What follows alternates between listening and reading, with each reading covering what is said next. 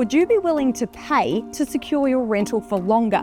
Data shows more and more Australians are renting for much longer than they were a decade ago. Australia really is in this kind of tipping point of transition, from a home-owning nation to a nation where renting needs to be, a lifetime tenure. We just never got out of renting, never able to save enough, have enough deposit and get to that stage. This is the fifth house I've lived in this area in the last 10 years. It prompted researchers at the Australian Housing and Urban Research Institute to ask tenants if they'd be willing to trade a little extra cash to lock down a property. I'd probably rent forever if I knew that I could stay in that house and I paid that for the rest of my life. That would be okay, as long as I knew that was essentially my home where I'm going to stay and be. Researchers found that on average, tenants are willing to pay an extra $127 a month for a place that's maintained above minimum standards, $72 extra a month for an indefinite lease, and $77 extra a month for a place that doesn't raise rent by more than 5% a year. As the number of lifelong renters grows, experts warn the trend could leave many without the security of home ownership and retirement, putting new pressures on Australia's retirement system. Part of that might also be increasing